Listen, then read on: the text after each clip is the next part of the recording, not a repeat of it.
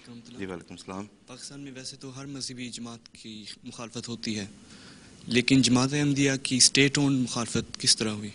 جی ٹھیک ہے، بہت بہت شکریہ۔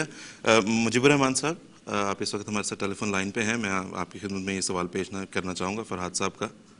جی مجیب صاحب، وہ فرحات صاحب بھی پوچھنا چاہ رہے ہیں کہ باقی ویسے تو ہے، لیکن یہ کہ اسٹیٹ اونڈ کیسے ہے جماعت احمدیہ کی، اس کا اگر مختصر جواب آپ دے سکیں مجیب صاحب۔ جی مختصراً یہ بات ہے، میں نے اشارہ کر دیا تھا جی کہ کانسٹیٹیوشنل امینڈمنٹ کے ذریعے ایک راستہ کھول دیا گیا کہ آپ اس ملک میں کسی کو اپنی مرضی سے اس کے اوپر ایک مذہب تھوپ کر اس کے خلاف جو کاروائیاں کرنا چاہیں کریں۔ سیکنڈ امینڈمنٹ نے یہ راستہ کھولا جس میں ہمیں غیر مسلم قرار دیا۔ پھر ضیاء الحق صاحب نے آرڈیننس بنا کے عبادات کے اوپر اور ہمارے شاعر کے اوپر پابندی لگائی۔ تو یہ قانون کے ذریعے پابندی لگائی اور قانون نے لوگوں کے ہاتھ میں، ان تشدد پسندوں کے ہاتھوں میں ہتھیار دے دیا۔ ایسی مثال ہے اس کی جیسے ایک جنونی کے ہاتھ میں ایک بھرا ہوا پستول دے دیں اور آپ یہ کہیں کہ اس کی مرضی نہیں چلاتا تو کوئی خطرہ نہیں ہے، چلا لے تو خطرہ ہے۔ تو یہ تو آپ نے ایک قانون نے ایک اپریٹس لیگل سینکشن مہیا کر دی ہے، قانون کی بیک گراؤنڈ شامل ہے، اس لیے چونکہ قانون اس کے پیچھے آ گیا ہے اس لیے اس کو شاید مل رہی ہے۔ اس میں ہوتا یہ ہے ایسی صورتحال میں کہ عدالتیں ایسے قانون کو کالعدم قرار دے دیں۔ ہم نے عدالت کا دروازہ بھی کھٹکھٹایا، لیکن ہم دیکھ چکے ہیں کہ پاکستان کی عدالتیں بھی ارغمال بن چکی ہیں اور وہ فیصلے کرنے میں بہت سارے بیرونی دباؤ کا شکار ہو جاتی ہیں۔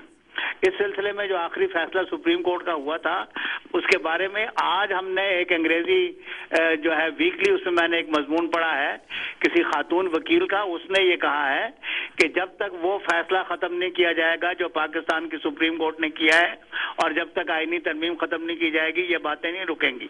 تو یہ گویا ہم کانسٹیٹیوشنل اور لیگل فریم ورک اور بیک گراؤنڈ انہوں نے مہیا کر رکھی ہے جس کی وجہ سے پوری کی پوری رسپانسبلٹی اسٹیٹ کی ہو گئی ہے۔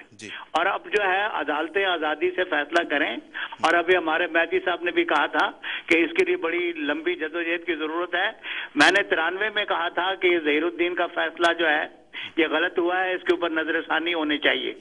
آج ایک خاتون نے کہا ہے کہ اس پر نظر ثانی ہونی چاہیے۔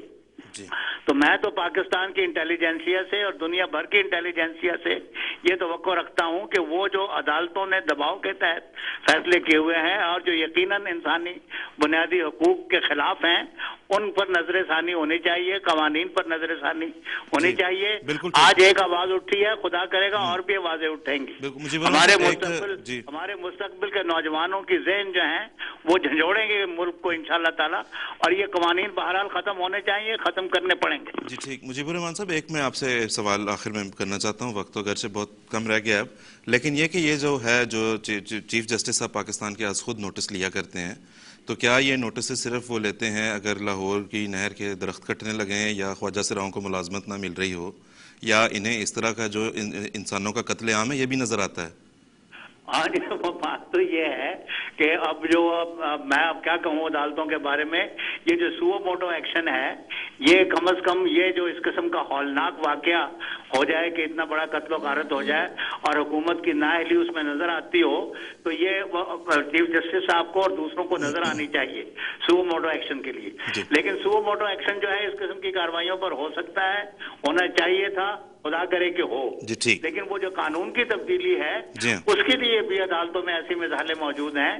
انہوں نے از خود کہا کہ جی ہم ظفر علی کا کیس جو ہے اس کو ریویو کرتے ہیں، اور انہوں نے 18th امینڈمنٹ کے بارے میں جو وہ سارا قانون ہے اس کے اوپر انہوں نے وہ NRO کے قانون کے اوپر ظفر علی کا کیس کو ریویو کیا۔ اسی طرح ظہیر الدین کیس کو ریویو کرنا چاہیے عدالت کو از خود، اور اس کے لیے آواز اٹھنی چاہیے۔ جی ٹھیک، جی بالکل ٹھیک۔ مجیب الرحمان صاحب بہت بہت شکریہ، جزاک اللہ۔